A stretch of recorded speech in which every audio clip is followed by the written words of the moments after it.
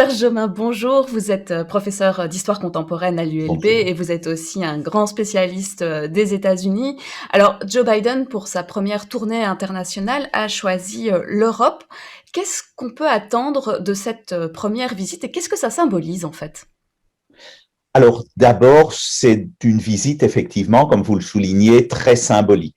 Le fait de venir voir ses alliés est une manière, d'une part, de rompre avec la période Trump. On a tous été frappés par ces réunions qui se terminaient parfois un peu en queue de poisson avec un tweet ravageur de Trump. Ici, on retrouve d'une certaine façon une parole normée et une véritable relation diplomatique. Et donc, ce que vient faire Biden, c'est rencontrer ses alliés et en quelque sorte montrer que les démocraties forment un bloc, sont capables de se parler ou de se reparler après la période Trump et il renforce en quelque sorte ses arrières avant d'aller rencontrer Vladimir Poutine. Donc, il y a là quelque chose d'important.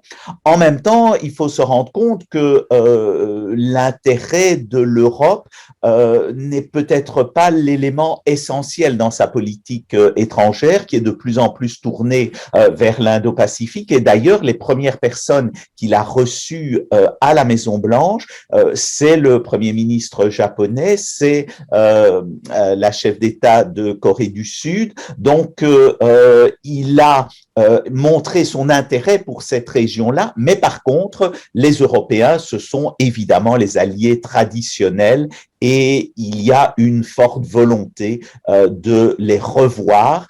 Il ne faut pas oublier non plus, et c'est un élément important, que Biden est un véritable diplomate, je dirais. C'est non seulement l'un des plus vieux, le plus vieux président que l'on a connu jusqu'ici, mais aussi quelqu'un qui a une longue expérience diplomatique en ayant été vice-président et jouant un rôle important comme vice-président avec Obama, et puis évidemment comme sénateur, il a présidé la Commission des relations internationales. Le fait de s'intéresser, comme vous l'avez dit, d'un côté au Japon et à la Corée du Sud et de l'autre côté à l'Europe, est-ce que ça veut dire aussi qu'on prend un peu en tenaille la Chine? Alors oui, bien entendu. Aujourd'hui, la Chine est au centre de toutes les réflexions et de ce point de vue, on peut dire qu'il n'y a pas vraiment eu de rupture avec la période Trump. C'est-à-dire que pendant la présidence de Trump, les relations se sont dégradées, on peut le dire, avec la Chine. Et sur ce plan, Biden continue une politique qui certes est plus marquée par des actions de véritables diplomates, mais la ligne de fond reste exactement la même. Et là, c'est un élément très important parce que il y a une volonté de montrer très nettement sa différence. Le problème, c'est pour Biden, c'est que la Chine est en train, évidemment, de prendre une position de plus en plus importante dans le monde. Elle a profité du fait que finalement Trump s'était en partie retiré de toute une série d'organisations et la Chine a pris sa place. Alors, il y a un autre pays avec qui les relations sont compliquées, c'est la Turquie. Joe Biden va rencontrer Erdogan aujourd'hui à Bruxelles. Là aussi, qu'est-ce qu'on peut attendre en fait de cette rencontre? Alors, la volonté de Biden, c'est de dire aussi des choses assez clairement à ses partenaires, mais aussi à ses partenaires avec lesquels il y a un certain nombre de difficultés. C'est le cas de la Turquie. Alors, on sait que la Turquie, elle joue pour le moment sur plusieurs tableaux. Elle a développé des relations tout de même assez étroites avec la Russie, tout en étant membre de l'OTAN. Et donc, il y a une volonté claire chez Biden de tracer un certain nombre de lignes rouges qui ne doivent pas être franchies. Et on peut penser que c'est un des points forts de la discussion qu'il aura avec Erdogan. Alors, vous parliez tout à l'heure d'une alliance, évidemment, enfin que l'Europe était un allié. L'alliance, c'est aussi l'OTAN. Pendant tout un temps, on disait que l'OTAN était moribond, qu'il fallait le refinancer. Ça va être sur la table des discussions?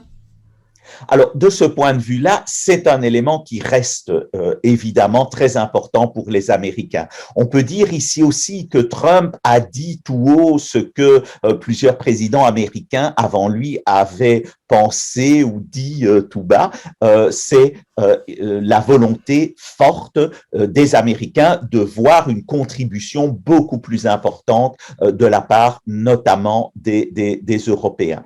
En même temps, il faut se rendre compte que tant pour l'OTAN que au niveau de l'Europe, on s'est reposé toujours sur les Américains en se disant bah, ce sont nos alliés traditionnels. Et là, depuis la période Trump, on se rend compte que ce n'est plus tout à fait le cas et que l'on pourrait très bien retrouver dans quelques années un nouveau Trump à la tête des États-Unis. Et donc, il y a une volonté forte de la part des autres membres de l'OTAN de réfléchir à ce qu'ils peuvent faire aussi, je dirais, sans les États-Unis. Et de ce point de vue-là, on a vu des déclarations très fortes de Macron sous la période Trump en parlant à un moment de mort cérébrale. Évidemment, il allait probablement un petit peu loin, mais la volonté, c'était de marquer les esprits et de montrer qu'il était plus que temps pour l'ensemble des alliés des États-Unis d'être capables de, je dirais, quasi se défendre sans les États-Unis ou en tous les cas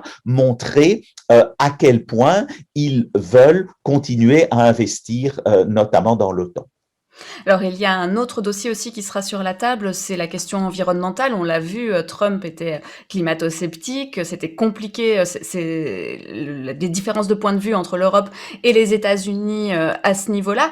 Est-ce qu'aujourd'hui, Joe Biden, eh bien, ça change vraiment quelque chose pour la politique environnementale, pour la planète? Ah, on peut dire que ça change tout dans le sens où c'était un des éléments marquants de sa campagne et rappelons-nous, la première grande décision, ça a été de regagner l'ensemble des membres enfin de retrouver les membres du sommet de Paris, de se remettre dans l'accord de Paris et puis d'avoir un envoyé spécial pour le climat, hein, ce qui est quelque chose de tout à fait nouveau dans la politique américaine et bien entendu, Biden veut être en pointe dans ce dossier. Serge Jomin, je rappelle que vous êtes professeur d'histoire contemporaine à l'ULB et spécialiste des États-Unis. Merci pour cet entretien.